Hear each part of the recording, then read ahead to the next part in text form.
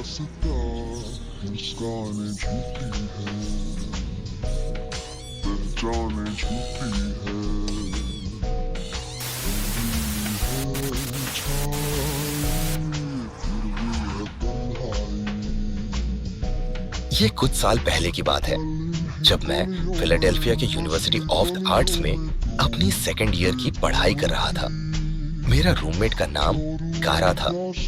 वो एक jazz vocalist थी, लेकिन उसका असली शौक ओपेरा गाने में था। हम दोनों जूनिपर हॉल नाम की डॉर्मेटरी के छठे माले पर एक छोटे से कमरे में रहते थे। कमरे की दीवारें बहुत पतली थी और उसकी रात की गाने की प्रैक्टिस मेरी नींद खराब कर देती थी।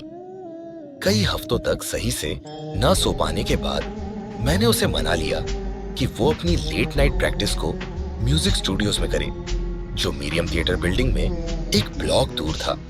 एक रात लगभग 8 बजे कारा ने बताया कि वो एक रिसाइटल के लिए देर तक प्रैक्टिस करेगी और शायद रात के 12 बजे तक वापस आएगी।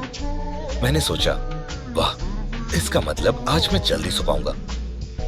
उस दिन मेरा एक्टिंग स्टूडियो में बहुत बुरा दिन गया था और मैं थका हुआ था।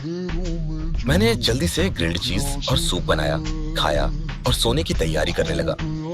शावर से निकलते ही मेरी आंखें इतनी भारी हो गई कि मुझे दांत साफ करने में भी मुश्किल हो रही थी।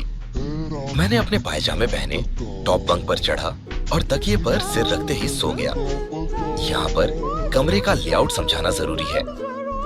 अपार्टमेंट का मेन दरवाजा खुलते ही बाईं ओर हमारा बेडरूम था। हमारा बाथरूम भी बेडरूम के अंदर ही था, बंक बेड के ठीक आगे। यू आर्ट्स की यह अच्छी बात थी कि बाथरूम शेयर नहीं करना पड़ता था। रात के किसी वक्त मुझे अपार्टमेंट का दरवाजा बंद होने की आवाज से नींद खुली। मैंने अपनी भारी पलकों को उठाया और फोन देखा। ठीक 12 बजे थे। मैं फिर से पलटा और आंखें बंद कर ली। मैंने सुना कि कारा कमरे में आई और बंक बेड के सामने रुक गई। मैंने सोचा, देख रही होगी कि मैं सोया हूं या नहीं। फिर वो नीचे वाले बंक पर लेट गई, जो मुझे थोड़ा अजीब लगा क्योंकि वो हमेशा सोने से पहले ब्रश करती और तैयार होती थी। फिर मैंने सोचा, चलो, एग्जाम्स नजदीक है, सब थके हुए हैं, शायद इसीलिए सीरियस हो गई। नीचे वाला गद्दा थोड़ा चिड़चिड़ाया और फिर सब शांत हो गया।